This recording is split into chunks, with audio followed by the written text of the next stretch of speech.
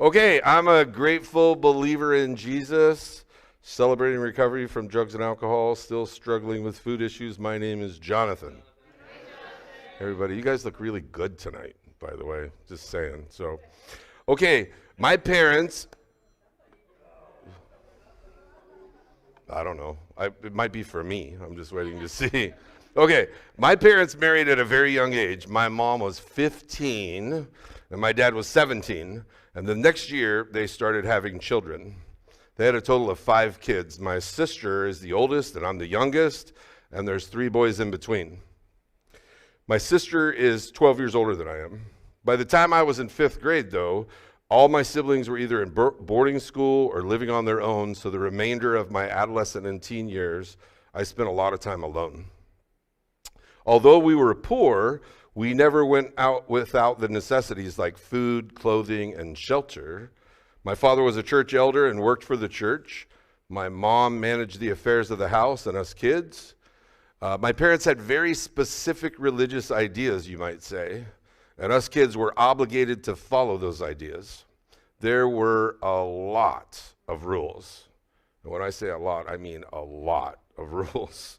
We were also required to attend church, weekly Bible studies, private church school, so on and so on. We only were allowed to associate with people who either went to our church or our school or both. So you could say that we lived a very sheltered life. It was a culture of heavy legalism, and it was difficult to measure up to the expectations that were placed on us. I felt that probably more strongly than my older siblings because they were gone. We didn't have a TV, so I didn't really know what the world looked like, right? I only knew what our tiny little environment looked like. So you could say, as I said, that we're very sheltered. We weren't taught how to identify our feelings or talk about them. We were expected to look good, sound good, and be the best at whatever we did. At a young age, I believed that perfection was expected of me by my parents, by my teachers, and most assuredly by God. That idea, coupled with other things that were going on, caused me to feel inadequate, unlovable, and ashamed. It wasn't possible to be perfect. I couldn't even be the best at everything. I was often told, this was by teachers, why can't you be more like your older brothers? Anybody with older brothers relate to that? That's like the worst thing you can say to a younger brother. I felt like people wouldn't accept me for just being me. They always wanted something more. And then when I was 6 years old, I had one close friend. He was a little older than me, and he convinced me to engage in sexual acts with him. It was confusing for me. After each encounter, I felt more and more guilty and ashamed, but I didn't know how to say no. There was a part of me that didn't want to say no because I didn't want to lose my only friend. I didn't tell anyone about it because I was too ashamed, so I just stuffed all those feelings from all those experiences. And about 3 years later, my family moved from New York to Oregon, and I was free from that situation, or so I thought. In my new school, I struggled to make friends. I worked hard to be the best student, the best athlete, the best at whatever was right in front of me. I just kept hoping that if I could be the best at something, that I would be accepted, and that acceptance would cover those nagging, negative feelings that I had stuffed. But that didn't work. No matter how many A's I got or how many sports contests I won, I still felt less than. I felt empty and I felt hollow. I just wanted somewhere to belong, to be a part of something as myself, not having to pretend to be what people wanted or expected, just to be able to be me. By the time I was a teenager, I started experiencing anxiety and depression, and I developed a belief that nothing was going to get better for me because I just would never be able to be good enough. And I reasoned that since I would never be good enough anyway, I might as well have some fun, like other kids were. I started acting out through having sex, drinking alcohol, and using drugs to feel good. The feeling good part, though, never lasted very long.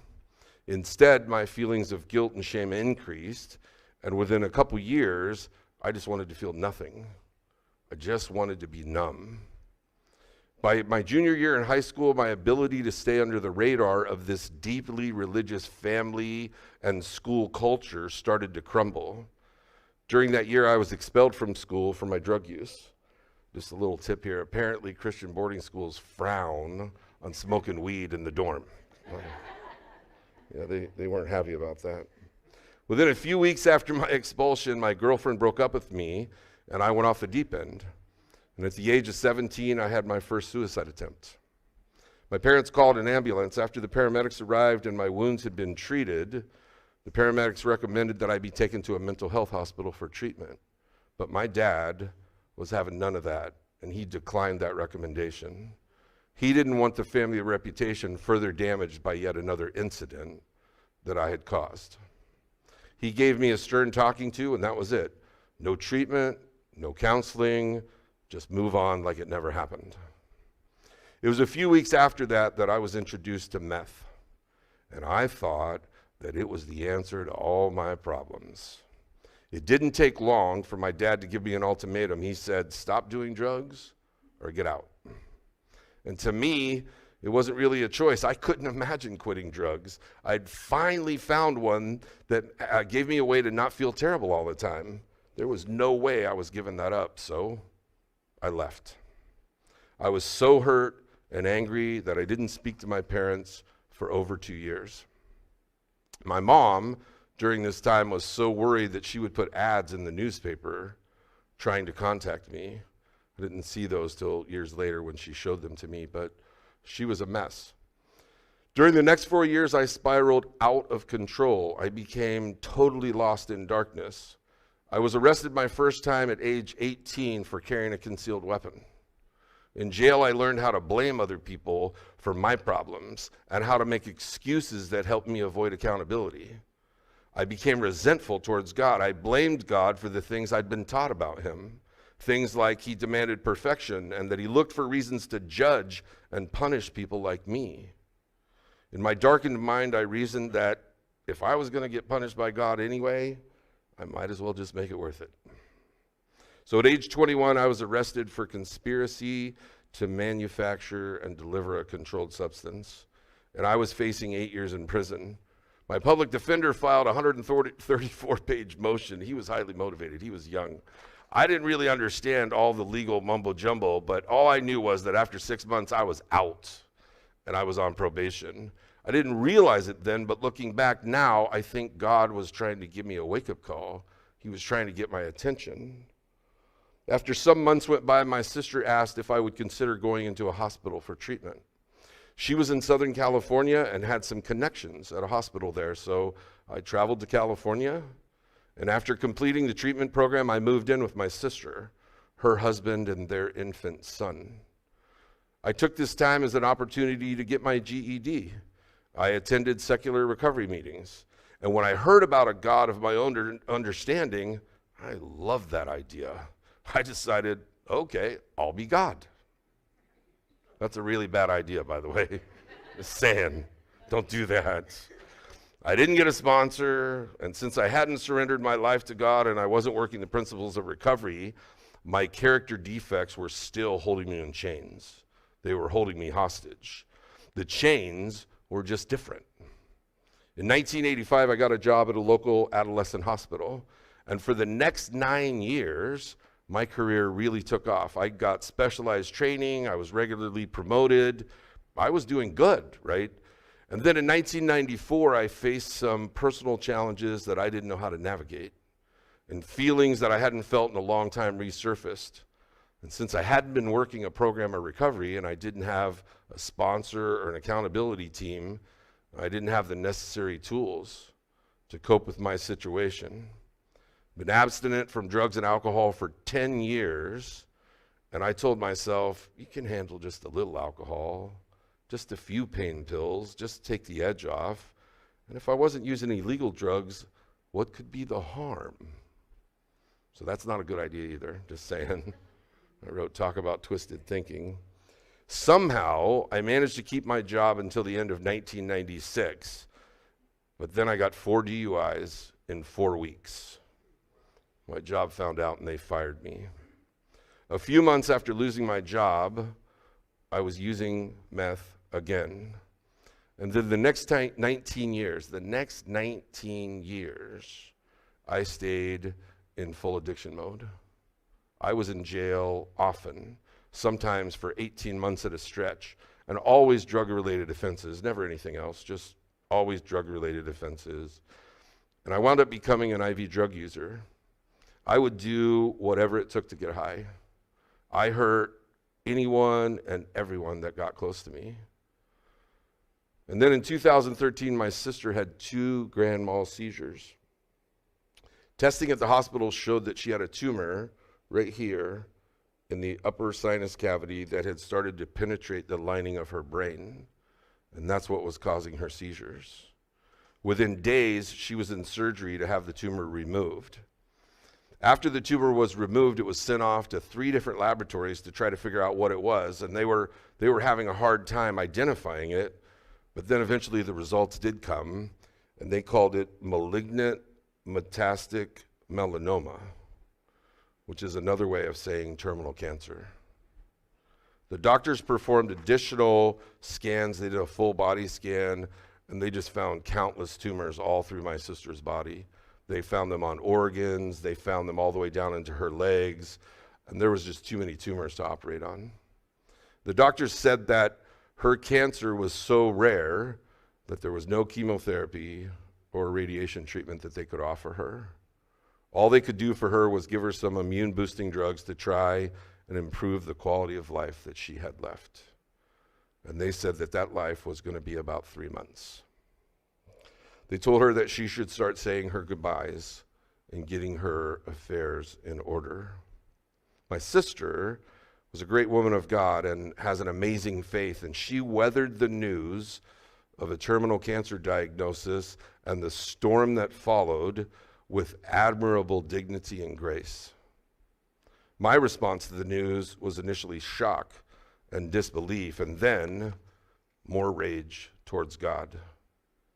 I went to visit my sister one time while she was sick, but it was just more than I could bear. I couldn't be the brother that she needed, so instead, I chose the selfish route. I went back to my home. I isolated from practically everyone except my dealer, and I did a deeper dive into drugs than I'd ever done before. I became so out of control that my wife left. She filed a restraining order, and she filed for divorce. And then I just waited. I just waited for the next bad thing to happen, hoping that I would die before I got the call that my sister had died. Weeks turned into months, and it was agonizing to hear the reports of my sister's cancer. Now, I can't even imagine what it was like for her. And at the time, I didn't have the capacity for empathy. Although the cancer was progressing, my sister lived beyond the expected 3 months. But then in late 2014, I got a call. But rather than being told that my sister was dead, I was told that something else was happening, that a miracle was happening. All the cancerous tumors in my sister's body had started to shrink. And eventually, there were no more tumors. Blood tests showed that all the cancer in her body was gone. And these doctors at OHSU, non-Christian doctors, they were like, there's been some sort of unexplainable supernatural intervention. They were baffled what happened. So even though the cancer was gone, my sister was weak, and it took many months for her to recover. And in November 2015, she was finally given clearance by the doctor that she could drive her car alone. And so she drove from Vancouver, Washington, down to Eugene to see me. She picked me up. We went to a diner to have lunch. And I just remember thinking, she looked so good. She looked better than I'd ever seen her. She didn't look like someone who just had terminal cancer. She didn't look like that at all. In fact, it seemed like she was glowing. There was a glow about her. And then as we finished eating lunch, her tone got a little more serious. She might even have said my whole name, including the middle name. It's possible. As we finished eating lunch, my sister's tone became more serious. She asked if I knew why she'd come to see me, and I was like, to buy me lunch? Of course, that wasn't the reason, but I didn't know what else to say. She said that God had healed her from cancer for a purpose. My sister went on to explain that she had come to give me a personal message from God. She said that God wanted me to know that he loved me. She said that he loved me so much that he wanted to talk with me directly about a different life, about a good life that he had planned for me, different than how I'd been living. She said that I couldn't hear God because of all the drugs I was doing, so she asked me again if I would go to a treatment program. In Jeremiah 29:11 it says, "For I know the plans I have for you, says the Lord. They are plans for good, not for disaster, to give you a future and a hope." Well, I just sat there staring at my sister. I didn't know what to say. I was having trouble processing what she was saying, right? Because, of course, I shot up before she got there. So my mind was, clouded. I couldn't really think. And I just kept repeating to myself what she'd said, trying to make sense of it. God loved me? God had a plan for me? And I wondered if it could be true. I thought, well, I could believe this part that God might heal her because she was a good person, but I wasn't. And I knew that. And I couldn't imagine a God that would want anything to do with me. And besides, I still had drugs at home. So there was no way I was going to a treatment program. So I shared my thoughts with my sister. I said, I'm not going. And she was sad. She was sad to hear that I wouldn't go. She repeatedly tried to convince me, but I was self-willed and stubborn. She was tearful as she dropped me off at home that day. 3 days after my sister's visit, I ran out of drugs. I called my dealer for a delivery. When he got to my house, I let him in. I walked across the living room to retrieve the money from my desk, but before I could get back across the room to him to do the exchange, police were at my door, came in the house. They took me into custody for a previous contempt of court charge. They didn't say anything to the drug dealer. They just left him in my house and took me to jail. Yeah. I didn't do well in jail, right? I'd been getting high every day for years. So detoxing cold turkey had me out of my mind. And by the second day, I wound up getting housed in administrative segregation. My mental state continued to spiral downward, and I eventually became suicidal. By the third day, I was determined that I was going to find some way to end my life. And I sat there on the edge of that concrete bunk, trying to tie my sheet into a knot that I thought would hold me if I could just hang myself. And then I heard a voice at my cell door, but I couldn't understand it, so I said, "Can you repeat that?" And the voice said, "Would you like to go to church?" Church? I thought, church couldn't be worse than this tiny cell, right? Being out of my cell for an hour sounded so good that I said, "Yeah, I'll go, even if it means going to church." So they escorted me to the room in the jail where church was being held, and there was probably 50 or 60 inmates in the room, and there was just one seat open, right in the very front row, right in the middle. So I went up there, and I sat down, and the guy leading the church service is a guy by the name of Jeff Wallace. Some of you know who he is, right? As I listened, I was amazed. Well, first he let out in some songs, and then he started to tell a story, and as I listened, I was amazed. How is it that this guy is telling my story? How does he know all my secrets? I got angry a little bit. And then he started talking about how he met Jesus. He said that when he accepted Jesus as his Lord and Savior, everything in his life began to change. He talked about his work and his family. He said he had 25 plus years in recovery. And I was sitting close enough, right, that I could tell that his smile was genuine, his body language was right, and he was telling the truth. So for the first time in as long as I can remember, I started to have just a little glimmer of hope. In Ezekiel 34:16, it says, "I will search for my lost ones who strayed away, and I will bring them safely home again. I will bandage the injured and strengthen the weak. So I was in jail for 2 more days, and I couldn't stop thinking about what Jeff had said. Each day without drugs, my mind became clearer, and I started questioning myself, and I started questioning the things I'd been believing my whole life. And I wondered if what Jeff had said could possibly be true. Could it be possible that Jesus was the answer to all of my problems? When I got home, I continued to process the events of the last week. God had healed my sister and sent her to talk to me. And when I wouldn't listen to her, God had orchestrated the timing of my arrest so I would know that drugs were not part of his plan for me. And then when I was at my lowest point, God sent a man, a stranger with a story just like mine, into the jail to share about the hope that can be found in Jesus. And if God would do all of that in 1 week, what else might he do? I wondered. So over the course of the next week, I started talking to God.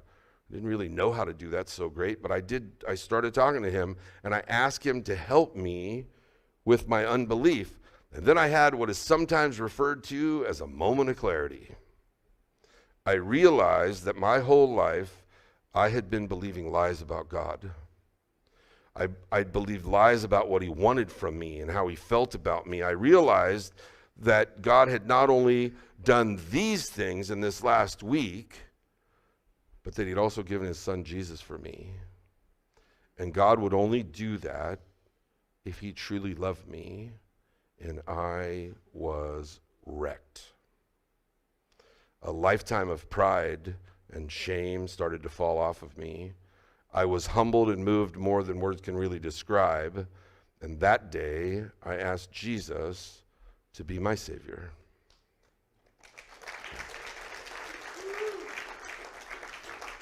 That day, I knew only 2 things, right? Which is pretty incredible that I knew 2. But I knew 2 things that were true. The first thing I knew was that God loved me. It was obvious, right? It had to be true that he loved me. And the second was that I had to lay aside everything I believed in the past and learn a new way to live. But how do I do that? God led me to Celebrate Recovery. I attended my first meeting 7 days after getting out of jail. I had 12 days clean. And the people, right, you people at Celebrate Recovery were just so friendly and accepting to me. I heard an amazing testimony that first night, and that person had so many struggles that were just like mine as well. But they'd been redeemed and given freedom by Jesus. Well, I wanted to hear more about that, right? So I attended every CR meeting that was offered in this area every week. There was 5 at that time. I went to all of them, and I found the same thing at all of them. Stories of people living in the hope and freedom found in Jesus. So I got a service position at several of the Celebrate Recoveries. At one, I set up tables and chairs. At another, I set up the information table. At another, I served food and did cleanup. I didn't care what it was. Whatever service I was able to do gave me a greater sense of belonging. I'd wanted to belong somewhere my whole life, and Celebrate Recovery gave me the opportunity to do that. Finally, I was somewhere that I could just be me. Now, it wasn't all roses and white picket fences. It was also hard work, learning how to pick myself up after making mistakes, but it was all better than my old life, all of it. Philippians 1:6, it says, "And I am certain that God, who began the good work within you, will continue his work until it is finally finished on the day that Jesus Christ returns." During that first year in recovery, God revealed himself to me continually, and I started to have a new perspective on life. I was court-ordered to anger management, and after completing that class, I joined a step study, and I even saw how the one prepared me for the other, and I was grateful for God's timing. In 2017, I attended a 4-month discipleship school called Arise. An anonymous donor paid all my expenses, and I learned a lot in the time that I was at that school. After graduation, I was offered an internship position at that ministry. And here's the crazy thing, right? They offered to pay me to study God's word and then tell other people about it. What? I get paid, right, to study the Bible and share it? Count me in. Sign me up. About a year into the internship, a local pastor, our pastor here, Pastor Lutz, asked me if I'd be willing to start a Celebrate Recovery at his church, and I was scared. I didn't even have 3 years in recovery. After much prayer, though, it became clear that God wanted me to trust him and take on the opportunity of building this ministry. In Jeremiah 33:3, God says, "Call to me, and I will answer you and show you great and mighty things which you do not know." Celebrate Recovery at Springfield Adventist Church started developing a leadership team in 2018. We spent a year together doing a step study and then spent another 3 months completing other leadership training until November 4, 2019, when we opened our doors to the public and all of you wonderful people started showing up. Every week I'm like, nobody's going to show up, and then you all keep coming, so that's amazing, right? What a ride, right? This has been quite the ride. Being in full-time ministry has taught me so much about trusting in God. I've learned over and over that my timing, not so great. God's timing, perfect. 2022, God provided the funding to hire a women's ministry leader. Where's she at? There she is, at RCR. We've also been able to support and encourage other Celebrate Recoveries as they grow. My relationship with Jesus and the tools I've learned in Celebrate Recovery have enabled me to do things that I couldn't have done before in my old life. Like when my sister was sick, I couldn't help her. I didn't have the tools to do that. But 4 years ago, when my brother Tim drank himself into a coma, I went and stayed at the hospital with him the last 3 days that he was with us. I spoke with each of his children and encouraged them as they worked through the grief of losing their dad. I encouraged my parents as they struggled with losing a son. The doctor said that even though my brother was in a coma, that he could hear me, so I was able to say the sinner's prayer with him before he passed. In 2016, my father was diagnosed with dementia, and I was given the role of having the power of attorney and being the healthcare representative for him and my mom. Dad deteriorated for 6 years with dementia, and it was hard to watch. Those of you who were around then know that I would drive to Vancouver and stay and take care of him 4 days a week, and then I would be back here for 3 days a week to do this ministry and the things associated with it. I did that for 2 years. But I was able to be a son to him and to care for him because of the grace that Jesus had shown to me. If you're a newcomer, I want to encourage you to keep coming. Celebrate Recovery is the place that you belong to. I belong here and you belong here. You will find love and acceptance here. We will love you until you can learn to love yourself. Principle 2 is my favorite principle. It says, earnestly believe that God exists, that I matter to him, and that he has the power to help me recover. Because with God's power, anything is possible for me and for you. I'd also encourage you to join a step study, and God will do more in your life than you can ask or even imagine. And one of the other amazing benefits of doing a step study is that it qualifies you to be a sponsor for someone else, which is, there's something really special about the sponsor-sponsee relationship. Sponsorship is a powerful way to allow God's grace to overflow from you to someone else. I'm so grateful to Jesus for saving me. I'm so grateful for the community that God has created in Celebrate Recovery, especially the leadership team here in Springfield, and especially Nicole, my co-ministry leader. I'm grateful for my sponsor, Gary. I'm grateful that my sister is now 10 years cancer-free.